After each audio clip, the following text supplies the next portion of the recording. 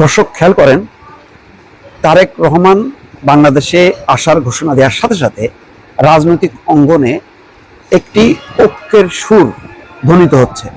বিশেষ করে জাতীয়তাবাদী গণতান্ত্রিক শক্তি কিন্তু ঐক্যবদ্ধ হয়ে গেছে ইতিমধ্যে। এটা সময়ের প্রয়োজন, সময়ের চাহিদা অনুযায়ী, এবং আগামী দিনে যে রাজনৈতিক চ্যালেঞ্জ সেটা মোকাবেলা করার জন্য যখন জাতীয়তাবাদী এবং গণতান্ত্রিক শক্তি দেখছে 10 নম্বর মহা বিপদ সংকেত অলরেডি বেজে গেছে, তখন কিন্তু তারা নিজের প্রয়োজনে ঐক্যবদ্ধ হতে শুরু করেছে। দর্শক, কেন বললাম এই কথা একটু বিশ্লেষণ করি। দেখেন, আজকেই রেদওয়ান আহমেদ এলডিপি, কর্নেল অলির এলডিপি ছেড়ে, তিনি মহাসচিব ছিলেন, রেদওয়ান আহমেদ যোগ দিয়েছেন বিএনপিতে, নির্বাচন করবেন। সাদাত হোসেন সেলিম, তিনিও আরেকটা এলডিপির প্রধান ছিলেন, তিনিও যোগ দিয়েছেন। আরো অনেকেই যোগ দিচ্ছেন। আজকে কালকের মধ্যেই নাটকীয় অনেক খবরাখবর আপনারা কিন্তু পাবেন। এই যোগদান কেন? এই যোগদান হচ্ছে ধানের শীষের পক্ষে, শুধু নির্বাচন না, এই যোগদান হচ্ছে একটি শক্তিশালী রাজনৈতিক ঐক্য। বিএনপির শুধু ঐক্য না, পুরো জাতীয়তাবাদী গণতান্ত্রিক শক্তি যদি ঐক্যবদ্ধ না হয় তাহলে মহাবিপদ। কেউ সরাসরি দলে যোগ দেবেন, কেউ ছায়া হয়ে ঘিরে রাখবে বিএনপিকে। কারণ কি? কারণ হচ্ছে গত 1 থেকে 1.5 বছরের মধ্যে বাংলাদেশের রাজনীতিতে অভাবনীয় একটা পরিবর্তন হয়েছে, একটি রূপান্তর ঘটেছে। এটা গুণগত রূপান্তর বলতে পারেন, এটা একটি মহা বিপদের একটি সংখ্যাও বলতে পারেন। গুণগত রূপান্তর হচ্ছে এই যে বিপদটা সবাই বুঝতে পেরেছে নির্বাচনের আগে, আর মহা বিপদটা হচ্ছে তার নানা সংকেত গুলো ইতিমধ্যে মানুষ দেখে গেছে।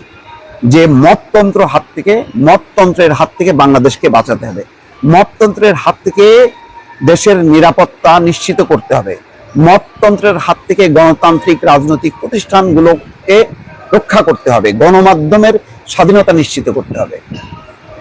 এটা কিন্তু মানুষ বুঝতে পেরেছে। ফলে তাদের সামনে এতদিন ছিল ডক্টর মোহাম্মদ ইউনূস, কিন্তু দুঃখজনকভাবে তিনি মততন্ত্রের কাছে আত্মসমর্পণ করেছেন। তিনি শক্তিশালী কোনো অবস্থান দেখাতে পারেননি। কেন পারেননি আমি জানি না। হতে পারে ষড়যন্ত্র, হতে পারে ভঙ্গুর একটি প্রশাসন এবং পুলিশ তিনি পেয়েছেন, তিনি লড়াই করতে চেয়েছেন, অথবা এমন হতে পারে তিনি এই উগ্র গোষ্ঠীর সহায়তায় তিনি ক্ষমতায় থাকতে চেয়েছেন আরো লম্বা সময়। একটা কথা মনে রাখেন, ডক্টর মোহাম্মদ ইউনূসের ভাষণে তিনি সংস্কার, বিচার, এই সমস্ত কিছু স্বপ্ন দেখিয়েছিলেন। এই স্বপ্নের আড়ালে ছিল লম্বা সময় তার ক্ষমতায় থাকার একটা আকাঙ্ক্ষা।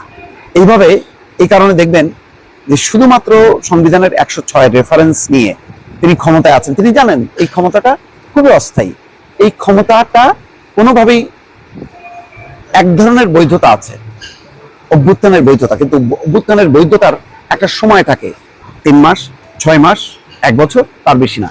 কিন্তু ওনার লক্ষ্য ছিল একটা লম্বা সময়, রেগুলার গভর্নমেন্ট যেমন থাকে 5 বছর 10 বছর, তিনি সেভাবে থাকতে চেয়েছিলেন। অথচ আস্তে আস্তে নিচে মাটি সরে গেছে।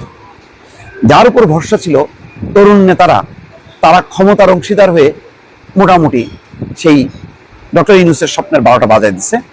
অথচ ডক্টর ইউনূস ভর করতে চেয়েছিল তাদেরকে।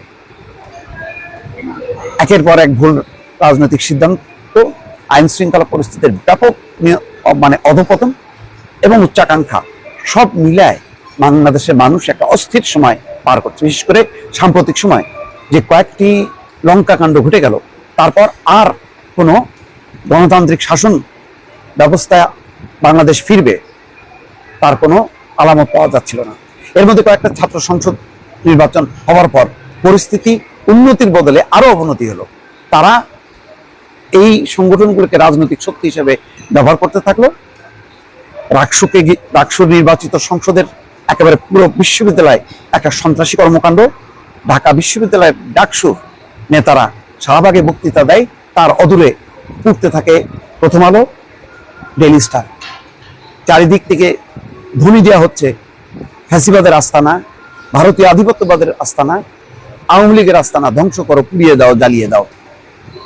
অর্থাৎ জ্বালাও পোড়াওয়ার মধ্য দিয়ে আর একটা উগ্রবাদের একটা উগ্রপন্থার একটা তাণ্ডব যখন সামনে, ঠিক সেই সময় তারেক রহমান আসছে।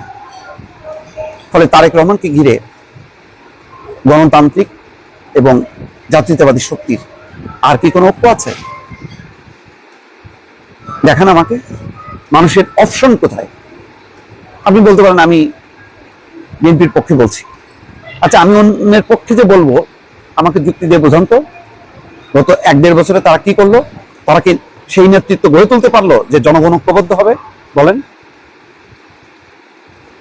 একটা ভাব হলো যে আমি খুব সৎ মানুষের শাসন চাই, কিন্তু তার আড়ালে যে নৃশংসতা, সেই 71 সালকে আবার কিন্তু মনে করিয়ে দিচ্ছিল পুরো জাতিকে। দেশের মানুষ উৎকণ্ঠিত, চিন্তিত, সন্ত্রস্ত। এর বিপরীতে তারেক রহমান শান্তির বার্তা নিয়ে আসছেন। যদি সম্মিলিতভাবে জাতীয়তাবাদী গণতান্ত্রিক শক্তি জেগে উঠতে না পারে, আপনার আমার জাতির সবার স্বপ্ন কিন্তু শেষ। ভালো থাকবেন। আল্লাহ হাফেজ।